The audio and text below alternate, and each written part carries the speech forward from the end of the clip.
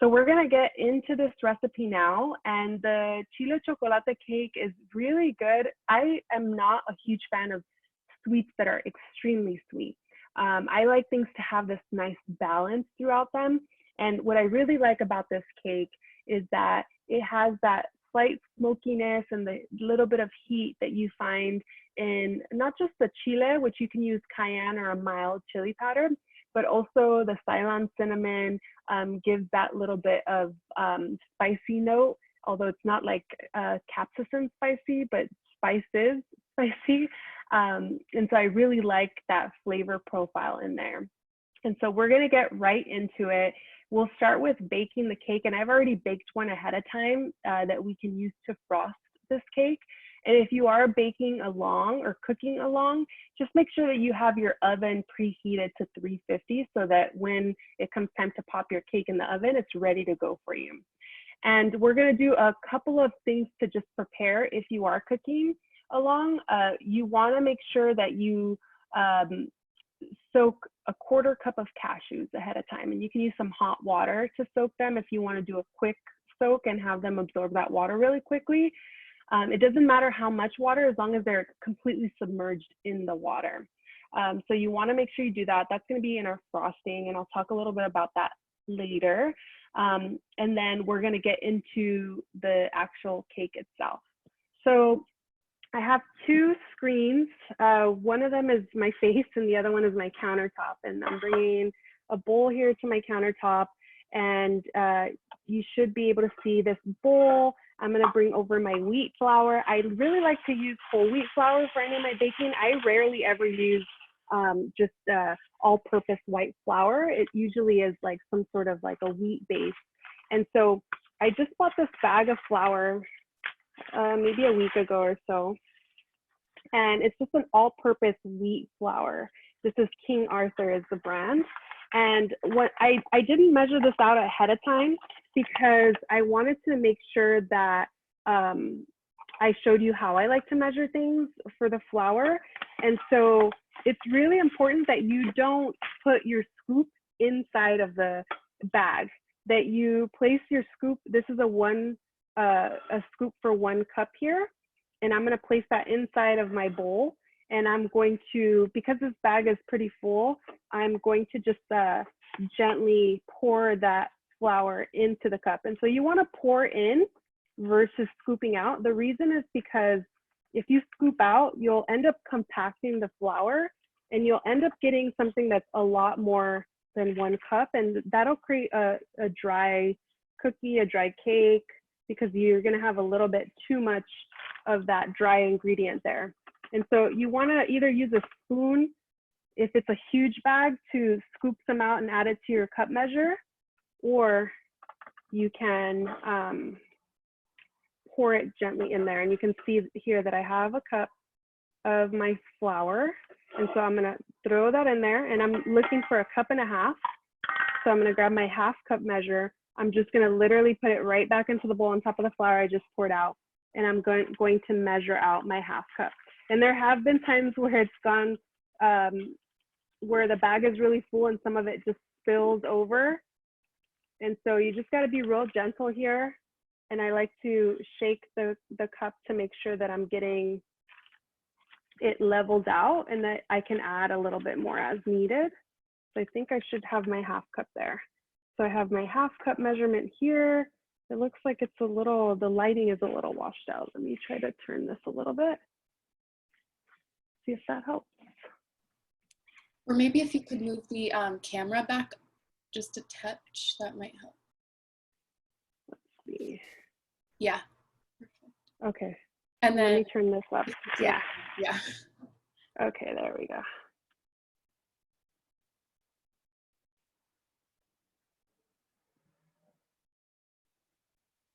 All right, I think that's a little bit better. Let's see, it still looks, so it takes a second for it to like capture it. There we go. But that's my 1/2 cup measure. And so I'm gonna pour that in here. And this is, like I said, it's a new bag of flour that I have.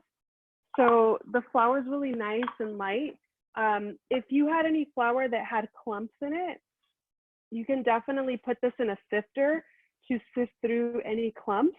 And if you didn't have a sifter, what you could also do is you could use just like any colander that you have, or a little fine mesh strainer.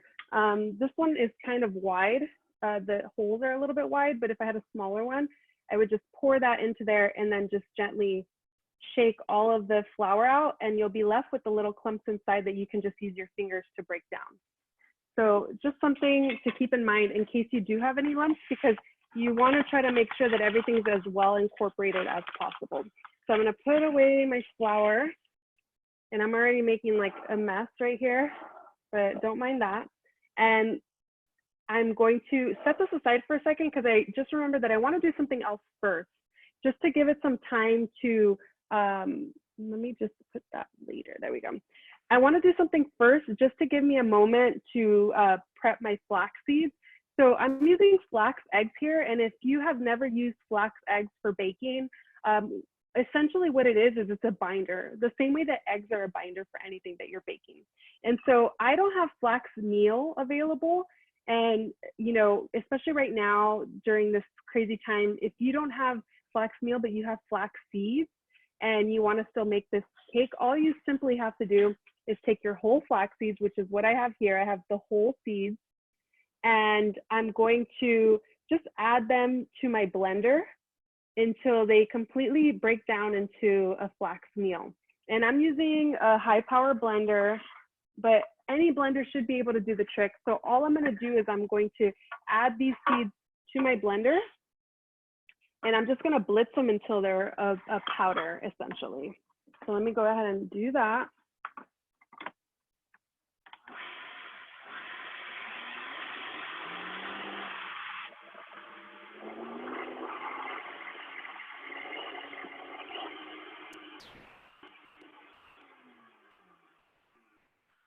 Let me give it one more look here.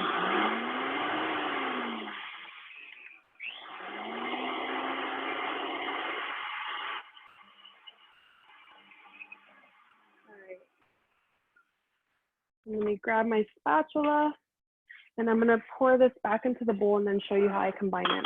So fun fact about flax seeds is that, or linaza in Spanish, is that our bodies don't or cannot break down whole flax seeds unless you chew them. So sometimes I do like to add whole flax seeds. Obviously I have them in stock here at home. And I like to use them for like a crunchy topping for certain things. But if you don't chew them and you just swallow the whole flax seed, your body doesn't break it down. And it as it goes through digestion, it remains a whole flax seed that doesn't get broken down. So flax meal is definitely the way to go if you want to get all the nutrients out of it, or just make sure that you're adding when you add whole flax seeds, that you're chewing really well. You know, it's kind of like when people don't chew corn properly, same idea here. So I have this powdery flaxseed.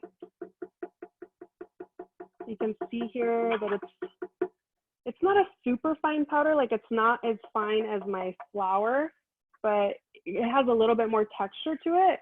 But I mean, that's what a meal is, right? It's a flax meal. It has a little bit of texture to it. It's not perfectly fine, but that's what I'm looking for. And again, this is going to be used as our binder here. All right, I think I got most of it out. There we go. Jocelyn, can egg replacer be used instead of the flaxseed? Absolutely. You can definitely use, there's like the Bob's Red Mill egg replacer, and that can definitely be used in place of this flaxseed. But I figured more people might have the flaxseed available than they might the specific brand of egg replacer. This is a little bit easier to find, but yes, absolutely you can use that. I just haven't done it specifically for this recipe, so I'm not sure exactly how much of it to add, but yes, you can definitely add it. I'm going to add here, so I had my 3 tablespoons of flax meal that you can see is now sort of a coarse grind here. And then I'm gonna add in here 7.5 tablespoons of water. It's just room temperature water that I'm adding. I'm gonna grab a fork, oh, here's a fork. And I'm just going to combine this together. And this needs to sit for like 5 minutes. And what's gonna happen is the water is gonna start to absorb in this flaxseed. And you're gonna have something that looks a little bit like egg in here. We have a quick, go ahead. When we were prepping ours, it says 3 tablespoons of flax meal. Is that the same equivalent of 3 tablespoons of flax seed before you ground it? Yeah, exactly. Yeah, because the seeds are pretty small. Mm-hmm. Does that resolve your question? Are you good? I think so. Okay. All right. So yeah, 3 tablespoons of either flax seeds or flax meal. I ground that up and I'm mixing it with the 7.5 tablespoons of water. And I'm just going to set that aside for now. And I'm going to come back to my dry ingredients here. So again, I have my 1.5 cups of whole wheat flour.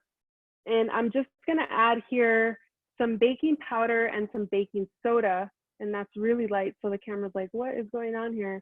And it's 1.5 teaspoons of each. 1.5 teaspoons baking soda, 1.5 teaspoons baking powder. I'm gonna sprinkle that in here. I'm gonna look out for any potential clumps. Sometimes the baking soda has little pieces of clumps in there. And just looking out for that. And what you could do in that situation is you could grab like a spatula or the back of a spoon and just like push it against the bowl if you happen to see that at all, just to make sure that you have a nice smooth consistency here. And again, you could use the same method to sift through if you'd like, just to make sure you don't have any clumping. And this was a brand new baking soda too, but just one of those ingredients that tends to have little clumps in it. So I'm just making sure that I'm breaking down as much as possible. Okay. All right, looking good here. And as I see anything, I'll just continue to break it down. All right. So I have my 1.5 cups flour, 1.5 teaspoons baking soda, 1.5 teaspoons baking powder. And then I'm gonna go ahead and add in 1.5 teaspoons. Well, these are kind of my flavorings here. I have 1.5 teaspoons of Ceylon cinnamon. And I like to use Ceylon cinnamon because it's that flaky cinnamon that is used in most Mexican recipes. It tastes different than the type of cinnamon that you might use for an apple pie, for instance. So this has a slightly distinct or a slightly different and distinct flavor from the other type of cinnamon. And then I also do have here a 1/2 teaspoon. I'm using mild chili powder, so it seems like quite a bit. If you were using cayenne pepper, you would just want to add a pinch. So you can grab it with your fingers, just a little pinch. And you can taste the batter when it's complete to see if it has a little bit of that heat you're looking for and add more as needed. And then I have here 3/4 tablespoon of salt. And I'm using here a kosher flaky salt. So I'll go ahead and sprinkle that in. That's gonna flavor our cake. And then of course I have some raw cacao powder. And I'm using here 1/3 cup of raw cacao. If you had cocoa powder, you could also use that. There's just a slight variation in the flavoring. Raw cacao is different in that it's still raw and cocoa has been toasted or roasted. And so the flavor is slightly different. The difference could be, you know, thinking about the flavor of like a raw almond versus a roasted almond. It still tastes like an almond, but it's slightly different. So this is raw cacao that I'm gonna sprinkle in here. And you might have some clumping there with your cacao. Again, you can sift that through, or what I like to do is, again, I just use my spatula or a spoon to try to break down any large pieces that I see here. Okay. And I'm also gonna add some raw sugar. I have 1/2 cup of raw turbinado sugar. So sugar that has not been processed as much as white sugar. But if you have white sugar on hand, you can definitely use that. And you can see that this has some crystals to it, right? It's still crystallized sugar, which is totally fine. In the baking process, it will definitely melt. And it'll start to break down as we add our liquids to our cake as well. So adding that in there. So far we have our wheat flour, baking soda, baking powder, cinnamon, cayenne pepper, some salt, some raw sugar, and some cacao. And I'm going to just bring a whisk to this to make sure that it's fully combined. So you can see here all my dry ingredients, and this is just dry ingredients so far. And I'm just making sure that everything's well incorporated. So you should have sort of this light shade of brown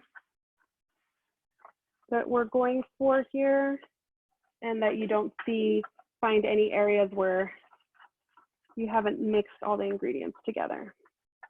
So make sure you're checking all the edges of your bowl, the bottom of your bowl.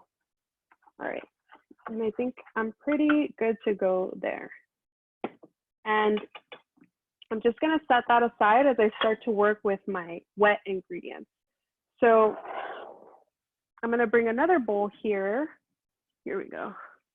Actually, I could just add to this bowl. I have here a couple of different ingredients already in this bowl. An option for you. You can either use half a cup of softened vegan butter. I like to use Miyoko's vegan butter just because the flavor, the texture, all of it is pretty much there. But I actually thought I had another package of butter and I didn't. So I'm saving the butter that I have for my frosting. But I ended up using applesauce instead, which is an alternative if you didn't want to include all that butter into your cake. And so the recipe calls for half a cup of vegan butter or applesauce. And then in addition to that, it also calls for a quarter cup of applesauce. And what that does is it gives a nice amount of moisture, a little bit of sweetness that the apples provide, or the applesauce provides. And so this is 3/4 of a cup of applesauce here. And I also did put in my quarter cup of coconut oil. And because the applesauce was cold out of the fridge, it started to solidify some of my coconut oil. And so I'm just gonna whisk this together to break that down. And the more that you have ingredients that are room temperature or softened, the better. It's just gonna make your process a whole lot easier. So I'm just trying to break down that coconut oil that's like, hey, this is kind of chilled here. Trying to just break it down with my whisk. So again, 3/4 of a cup of applesauce here and a quarter cup of coconut oil. And then I'm going to add some nut milk to this. So I have here 1.5 cups. And hopefully we don't overflow with this little bowl here, but I have a secondary bowl that I can serve. So I have 1.5 cups of nut-based milk here. I typically use almond. Right now I happen to have oat milk on hand. And so that's what I'm gonna be using. So I'm just gonna go ahead and pour that into this mixture. Ooh, and it's almost to the brim here. Set that aside. And I'm just incorporating everything here. And then the other wet ingredients that I have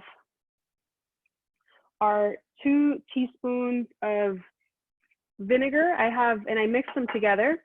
I have 2 tablespoons of apple cider vinegar, and 2 teaspoons, not tablespoons, 2 teaspoons of apple cider vinegar and 2 teaspoons of vanilla extract. I like to use, you could use white vinegar if you didn't have apple cider on hand. And then for the vanilla, I use a Mexican brand called Molina. So it's like a vanilla blend. If you had a very, very strong extract with a high alcohol content, you could add a little bit less to it if you'd like. But remember that some of that cooking will sort of diminish a little bit of that vanilla flavor as well, the alcohol and the vanilla flavor, which is why I add quite a bit. So I'm going to add that here. All right. There we are. And then I have, there we go. And you can see some of that coconut oil in there. And I'm also going to add in here my flax egg. So sort of this consistency of an egg, right? Of a beaten egg. So this would be 3 3 eggs that would be beaten in. And so, but instead it's using flax. So I'll go ahead and pour that in and give that a whisk. Let me grab my spatula to get every little last bit out of here. There we go. And I'll give this one last mix before I combine it with my dry ingredients. Let me set all this aside. And I'm just going to carefully whisk because I'm so close to the edge of my bowl here. I have another bowl, another large bowl, but I had 2 classes yesterday and I have a lot of ceviche and I didn't have another container. So one of my bowls is in the fridge full of ceviche. And this morning I was like, oh no, I don't have anywhere else to put it. All right, any questions out there so far? Is everyone doing okay? I'm gonna open this again. What is it? The apple cider vinegar? No, to make this bigger. I was trying to find Right, a list of ingredients, but I can't find that. all right, do you have any questions? Let's see, that is Erin? Do you No, have I'm any fine. questions? Okay, all right, let's see here. Okay, so I am going to bring my 2 bowls together here and I'm going to just simply start to pour in my wet ingredients into my dry ingredients and whisk everything together.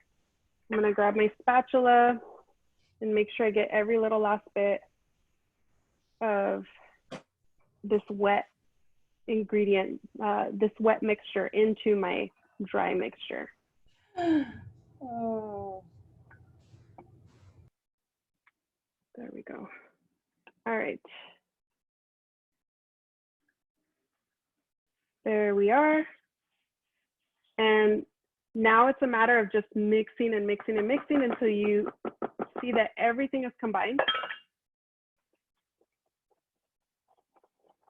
So I'm just gonna whisk everything together. I'm finding a lot of dry ingredients on the side, so it's important for me to scrape the sides with my whisk and make sure that I'm fully incorporating everything. And this will take a couple minutes to make sure that everything's fully incorporated. You could absolutely use a hand mixer if you have one. I have one too, but this is gonna be my morning workout so that I could eat lots of cake later. I actually have 2 cakes because I baked one yesterday for today's class, and then I'm gonna bake this one. And then I might also bake an apple pie. So I'm gonna give some away to friends and family. All right, so I'm gonna keep mixing just for another minute here, just to make sure any clumps that are in here are also broken down. And it may look like, in my case, you saw that the coconut oil solidified a little bit because I didn't take my applesauce out of the fridge soon enough.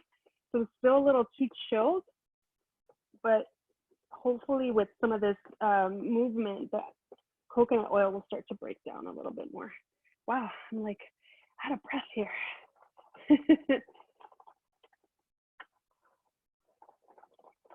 All right. You can see that it's very similar to like a pancake batter, right? And that's exactly what it is. It's a pancake, like it's a cake, but you bake it in a pan on a very thin layer. A thin layer mostly because of gravity will flatten it out, but it'll still fluff up slightly, but they should have a very similar texture. All right.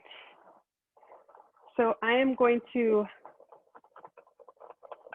call this a day here for this batter. And you can see the consistency here. And I'm going to add in just a couple more ingredients now that this is all incorporated. The last couple ingredients that I'm going to add are going to be walnuts and chocolate chips or chocolate chunks. So I have half a cup of each. And I'm using here just vegan dark chocolate. These are chips that I purchased, but you could use chunks. You could also just purchase your favorite chocolate bar and just use your knife to break that down. And so you have about half a cup's worth of pieces of chocolate. And this is just going to be a little bit of added moisture, a little bit more decadence. If you really love that in this cake, you could add a little bit more. I've baked it before with 1 cup of chocolate chips, but it just becomes a little bit more dense. So keep that in mind, but you can definitely add more if you'd like. So this is half a cup of the chocolate chips that I'm just going to add in here. And then I have a half a cup of walnuts, and you can just rough chop these. Honestly, all I'm going to do is just use my hands because I already made a mess with so many other bowls and plates that I am not trying to get my cutting board and everything else all super dirty. But all you have to do, walnuts are a pretty soft nut. They're not like, say, an almond. They're probably as soft as like cashews, for example. And I don't mind having some slightly larger bits in here, but like, look at how easy it is to break down this half a walnut and just like, there we go. So this is usually what I tend to do, but obviously if you already have your cutting board, knife ready to go, you can definitely give it a quick chop. All right, I think I'm pretty good to go here. Okay, one more big piece and then I'm good to go. All right, perfect. And I'm gonna go ahead and just toss these into my batter with the chocolate chips. And then I'm gonna grab my spatula and I'm just gonna fold those ingredients into my cake. So just going from the outside edges of your bowl, scraping the sides, mixing, going in towards the center of your batter. And there we are. There we are. Okay. So we have our batter ready to go. And the last thing I'm going to do is I'm going to grab a baking dish. And this is my go-to baking dish for any cakes. I just try to keep as few bowls and baking platters and things like that in my oven. And I've wanted to get other things, but I'm just like, no, you don't have the space. I live in a small apartment, so I don't want to get that many things. But this is my small baking dish here. And I finished the butter that I mentioned earlier. And so I just left the paper in here. And all I'm going to do is use my hand to just rub this Miyoko's butter all around the edges of the inside of my dish, or all the walls of the inside of my dish, just all the surface here. And this is just going to help to prevent any sticking so that you can easily pull your cake out of the baking dish after it's done baking. And if you didn't have this butter, if you ended up using mostly applesauce like I did, then you could add a little bit of coconut oil and smear coconut oil all throughout the inside of your baking dish. And all I'll simply do is pour my batter into my baking dish. And then I'm, of course, going to use my spatula. And you want to scrape all that goodness out of the bowl and into your baking dish. And you're going to want to bake this at 350, which is the temperature your oven should be preheating at if you're cooking along, for about 45 minutes. And at the 45-minute mark, make sure that you set a timer on your phone, on your oven. At the 45-minute mark, keep your oven on, take the cake out carefully, and place it on your stovetop, and grab a fork.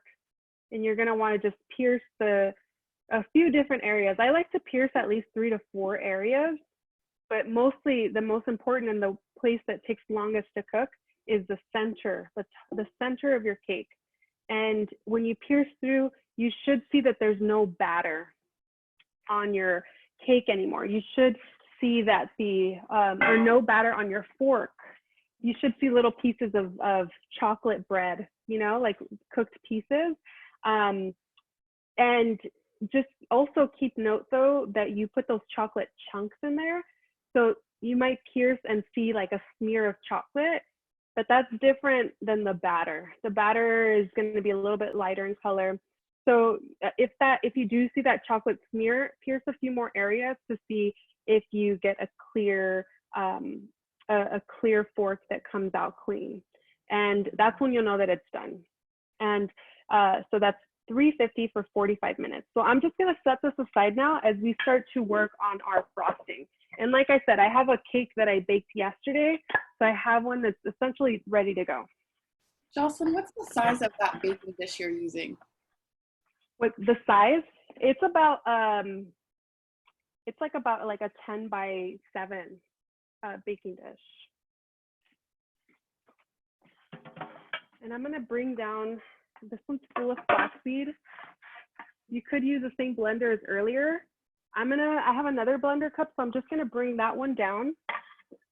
I forgot to bring it down earlier and I have to grab a chair. Let me get this. There we go. And could you repeat what the temperature is? The temperature for baking? The temperature for baking is 350 degrees.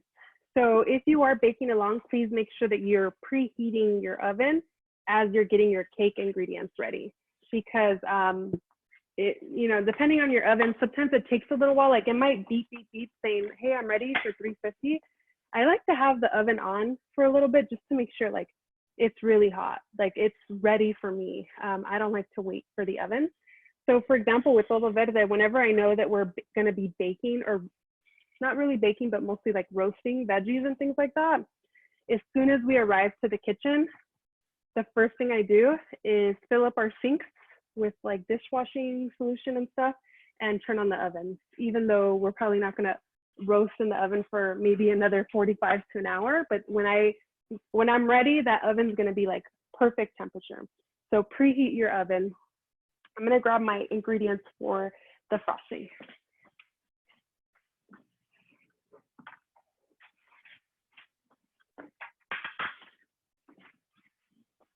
And for this frosting,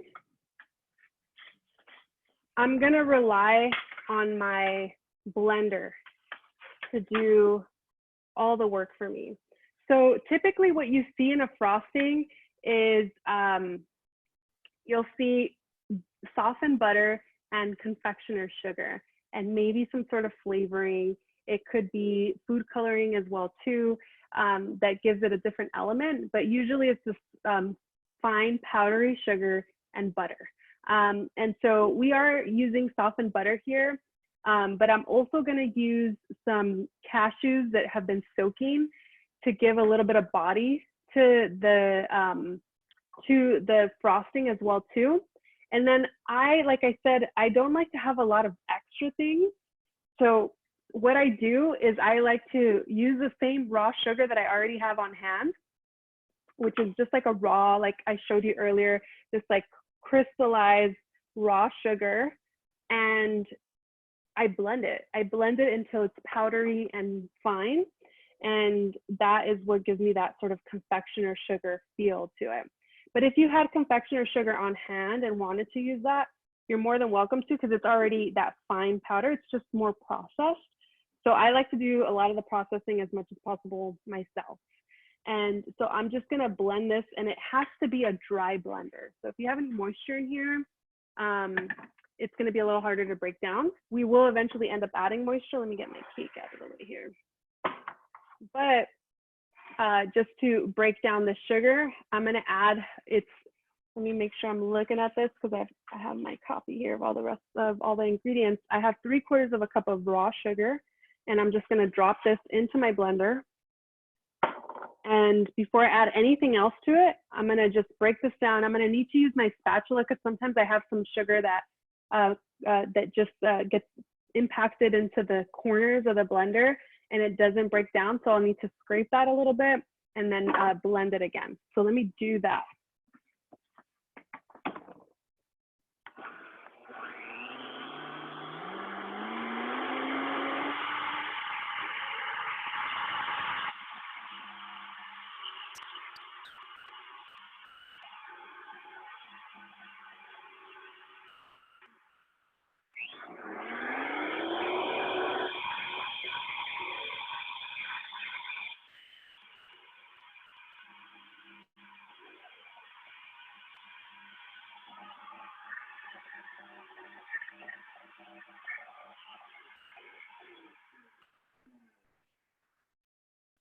And it actually captured all the little bits in the corner. It blended everything through.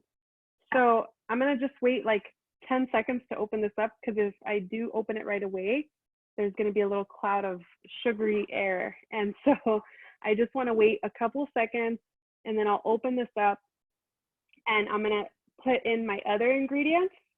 And what I'm using to flavor this frosting is gonna be obviously cacao, because this is like chocolate on chocolate cake, right?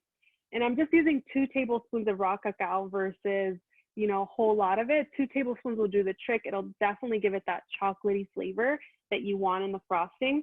And then I also have here, again, some Ceylon cinnamon, and I'm using just half a teaspoon of the Ceylon cinnamon. I'm gonna bring it over to this camera. So I have my 2 tablespoons of raw cacao. I have here more of that mild chili powder. And then I have here some Ceylon cinnamon. I have half a teaspoon of that. The chili powder really depends on your preference. I added a heaping pinch of it. So it was almost like a quarter of a teaspoon or so. I added quite a bit. And I have a half teaspoon of the Ceylon cinnamon, and then I have a nice pinch of salt here too. So these are gonna be the elements that flavor the frosting. And then I have here a 1/4 cup of coconut oil that's softened. You can see that it's nice and soft and moving around.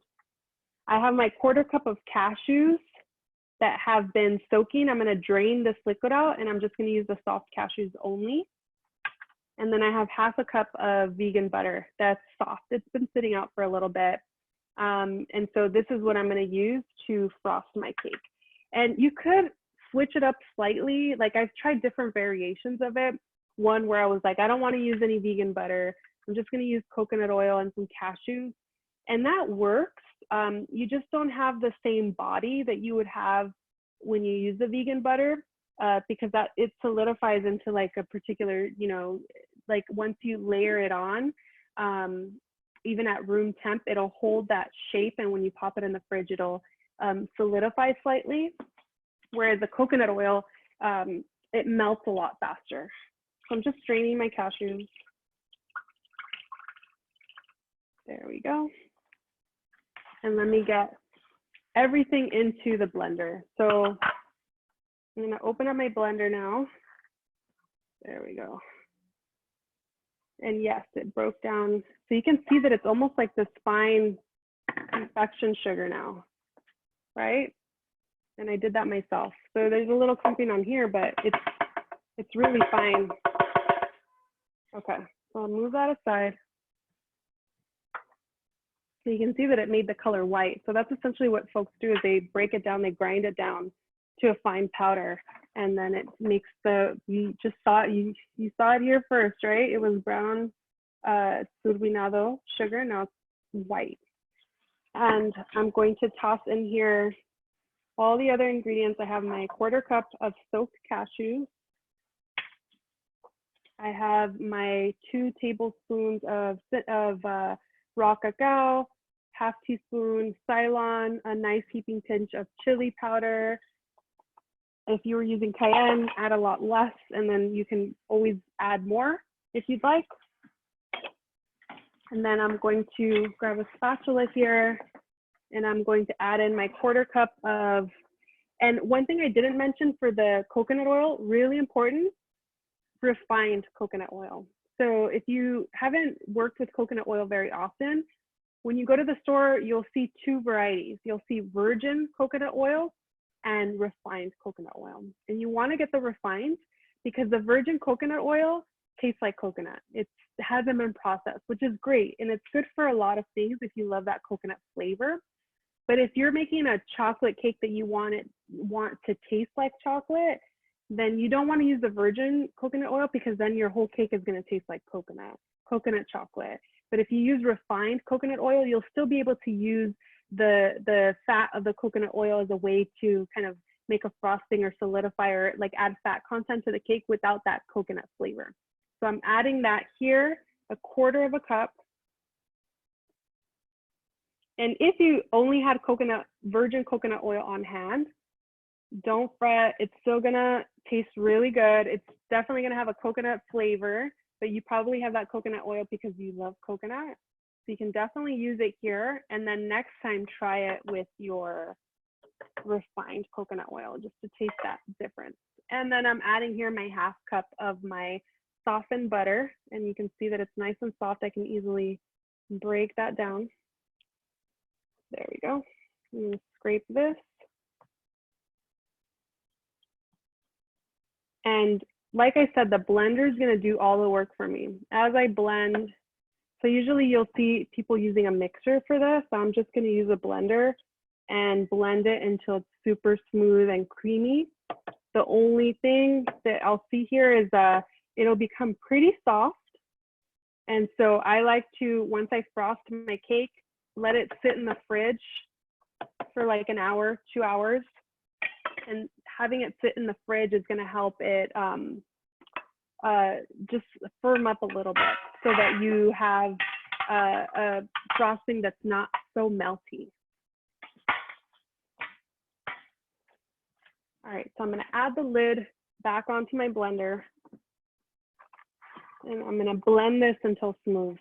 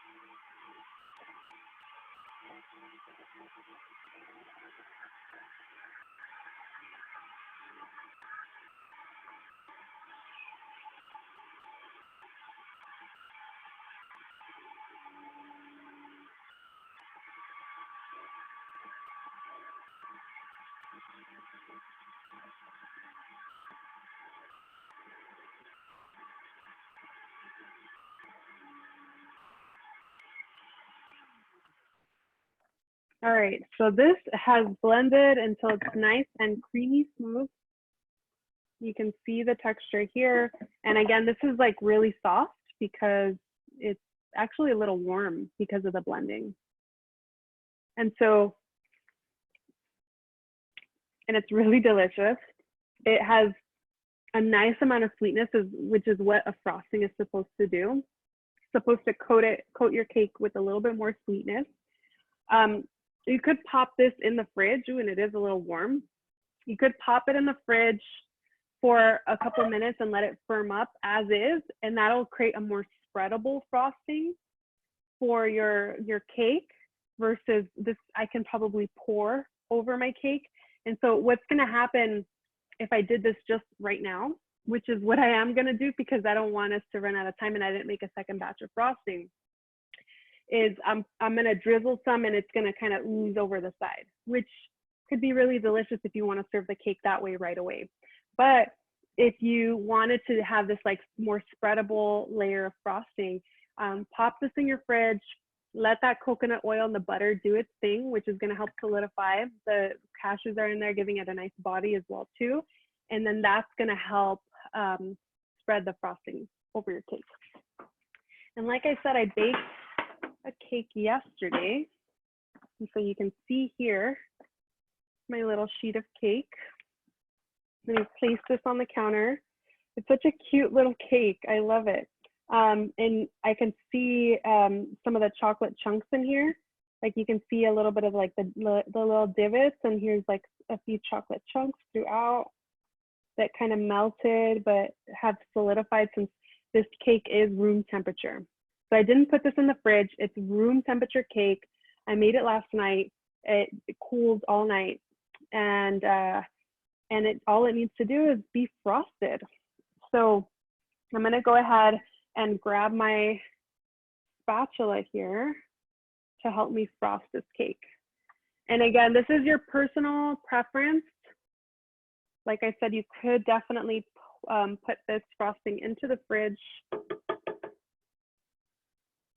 And I'm just thinking, maybe I can pop this in the freezer for a second and see. I mean, it won't be enough time, but you can always see what works best for you. And so I have this like really smooth, ooh, almost punctured my cake there.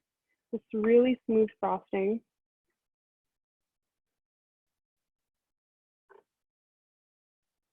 I'm not gonna pour all of it now because it is really runny. And one thing you could do that would make this even more yummy is you could grab just like a regular old butter knife, pierce some holes throughout your cake. I should have done this right before I added the frosting because then I'm gonna start to ruin some of this frosting here with pieces of cake. But you would pierce holes all throughout. And the reason you're doing that is because some of that frosting is gonna go into the cake.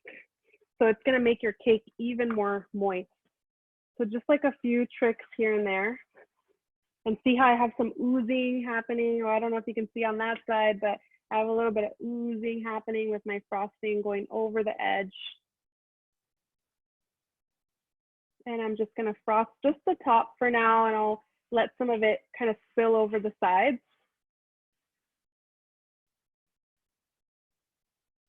And then if I had a frosting that was a little bit more firmed up, I can definitely smear this on the sides. Right now it'll just ooze over and just fall onto the sheet pan that I have it on, which is fine.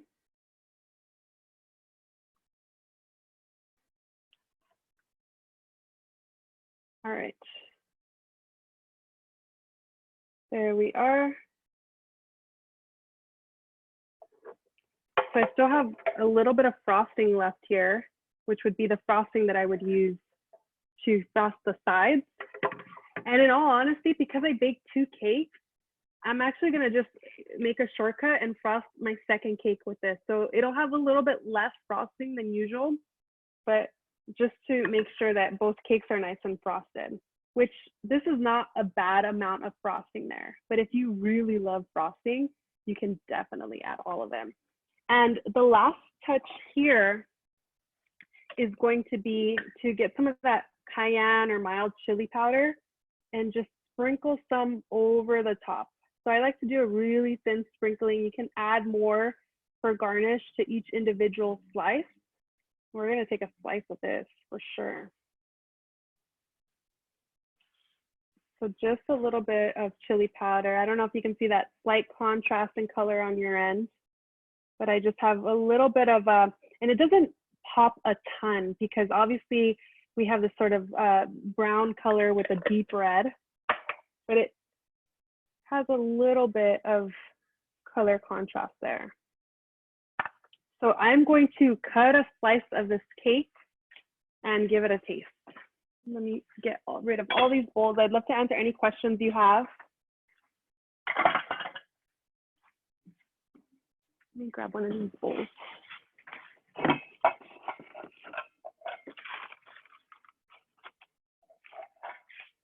I'm gonna put it into this plate here just to have like a nice colorful plate.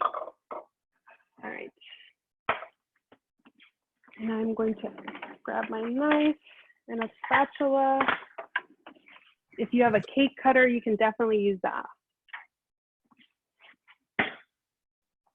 Was that somebody wanting to ask a question?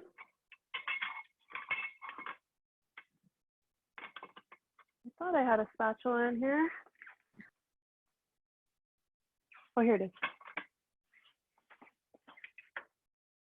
All right.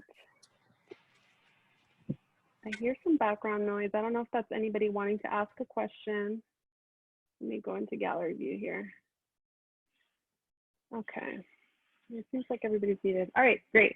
So all I'm gonna do, so I am a sucker for corner pieces.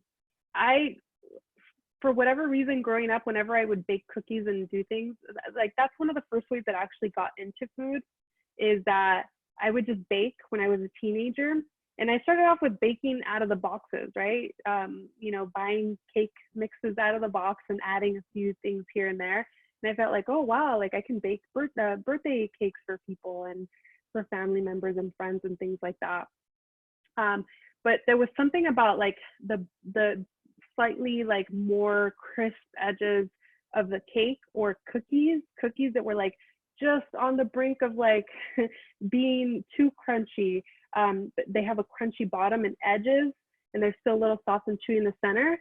I'm a sucker for that. I love things that are like almost burnt is what I like to call them, but obviously they're not burnt. And so I love corner pieces. So I'm actually gonna just cut myself a little corner piece here.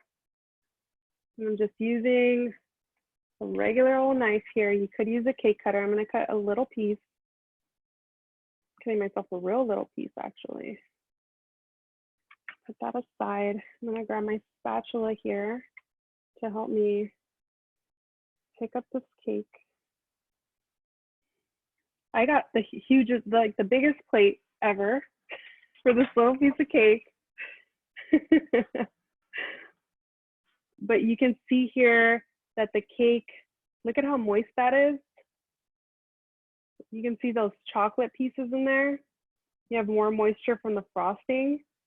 I like a nice, moist, and dense cake. And the flaxseed are helping to hold it together. Obviously, I was like able to lift it up, but when I touch the center, it feels moist and soft. But I also have a corner piece, and the corner pieces tend to be a little bit more cooked through than center pieces of the cake. But definitely feeling nice moisture here. I'm gonna give this a taste. You can grab a fork.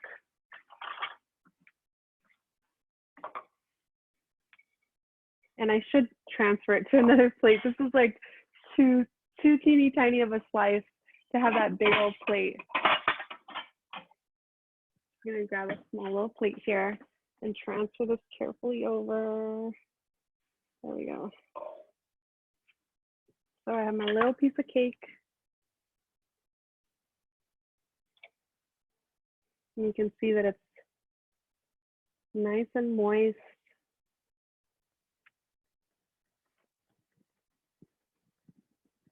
That's such a good cake.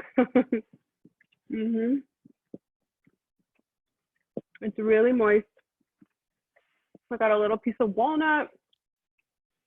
I feel a little bit of that chilito, the sort of savoriness of the chile. The frosting is nice and smooth and rich. I can see some of the walnut pieces in this bite.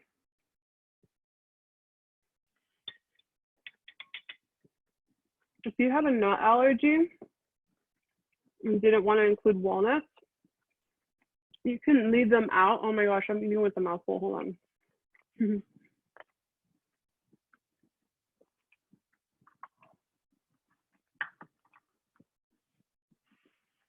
Okay.